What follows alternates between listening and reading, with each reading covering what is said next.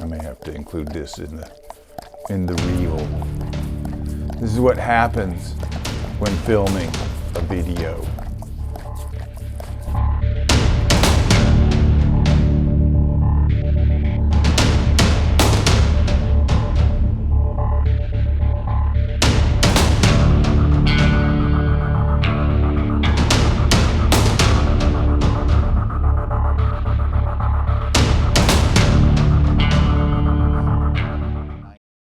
All right, YouTube, lock and load ninjas. Nothing really pressing today. I just wanted to do a comparison because I'm watching some things unfold that maybe don't seem, they're sort of apparent to me, and it's sort of interesting to me. The Glock platform. This is the Glock G45.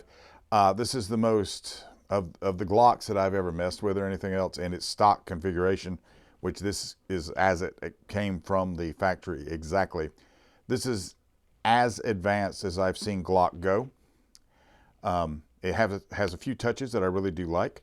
I like the sort of integrated mag well, or the beveled base, or whatever you want to call that, which makes reloading a little easier. The trigger seems to be slightly, it's a little crisper. It's a little crisper. It does have true ambidextrous controls now. And this one, of course, came fitted with a suppressor-ready barrel.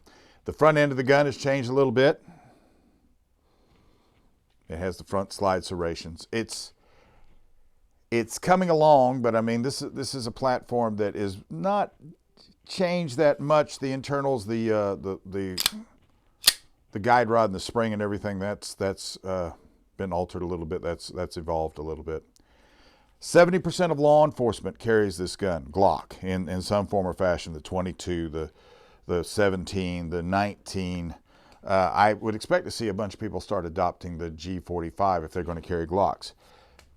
Glock, one of my problems I had with Glock was I have read, Gaston Glock and I have never sat down and actually had a conversation. So most of my problems with them are anecdotal. But I have read from more than one source that because he has so much law enforcement that he's never really been concerned with the civilian market. So that must mean he's got a lot of law enforcement. So, and he does.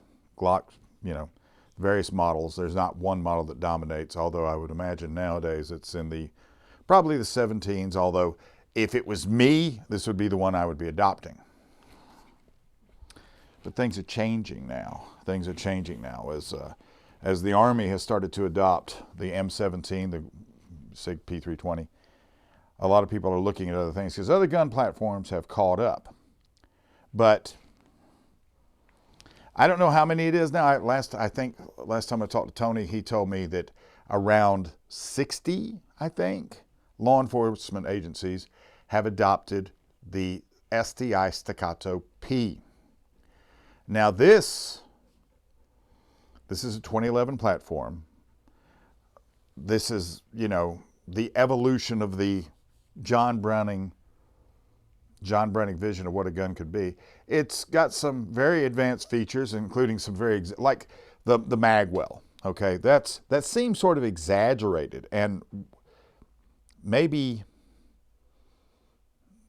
over the top, except that's designed for a faster reload. Some of the other things about it, the aggressiveness of the serrations on it and everything else, which makes it very easy to do whatever you need to do, reloading, rechambering, checking, whatever you're going to do.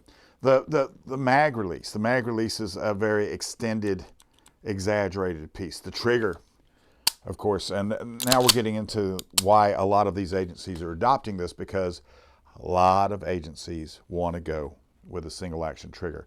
And not so much because the agencies decided they want to do it, but because the people who are actually out there in the field running the guns would rather have a single action trigger. Now there's some things that come inherent to single action guns that are not going to be quite so as apparent to a striker fired gun. But if you look at this, what we have here is, comparatively speaking, as far as slide links are concerned, These are pretty even. This is the shape of things to come, I think, where you have a full-sized lower and a more compact upper. STI's coming out with other guns this year. In 2020, they've got some other guns coming. I've got a few. I've got a couple of them going to be coming to me. I'm not at liberty to discuss what they are just yet. As soon as they get here, we can talk. But this gun, the Commander length, with this at its in its flush fitting capacity, which is the 125 millimeter or the 126 millimeter magazines, holds 17 rounds of 9 millimeter. With the 140 millimeter magazines, you're talking 20 rounds. So you've got a combination of things. You've got a high capacity round count.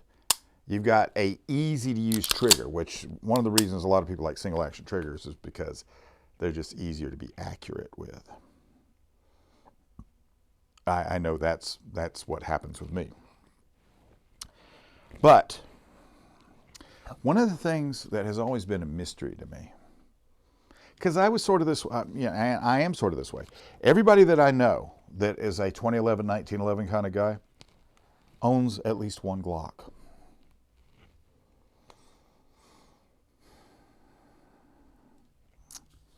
When I ask them why, they'll tell me, well, Bill, they simply work, and I get that, but you know, they're two different animals when they're on the range. And you know, here's some gratuitous range shooting clips, if you like.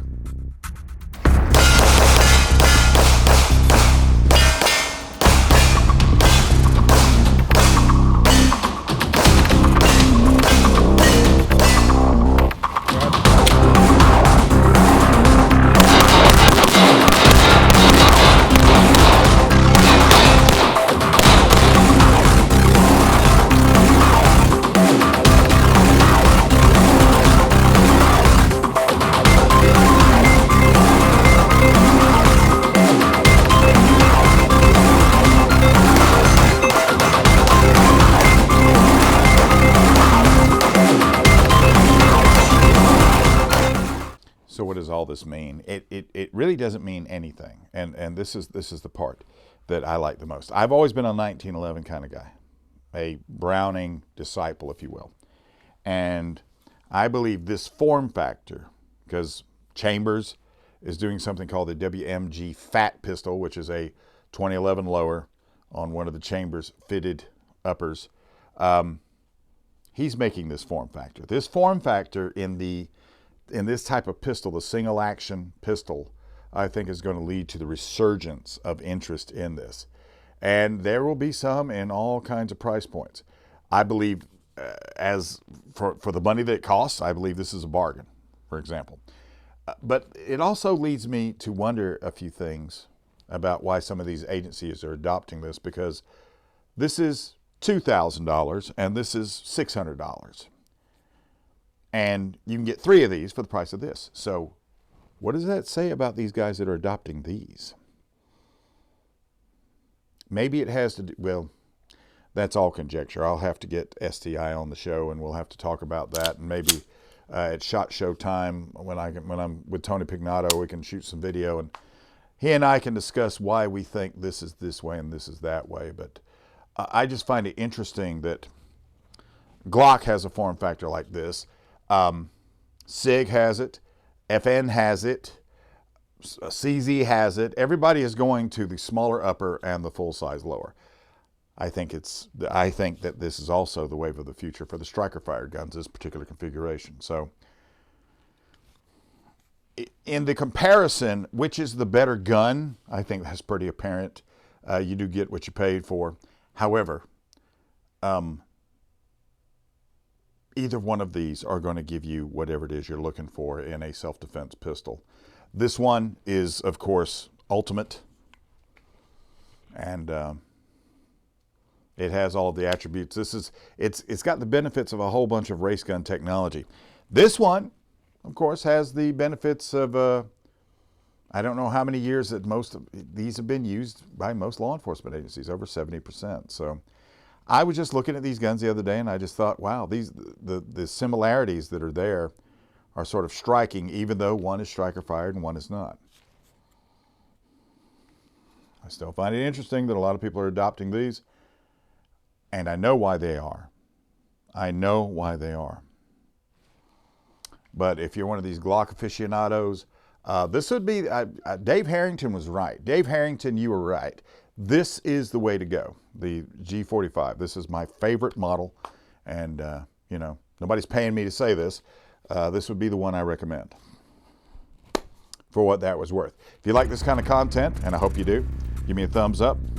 Maybe think about subscribing to the channel. I'd really appreciate that. And we'll talk again here soon. Another comparison coming up. I am out of here.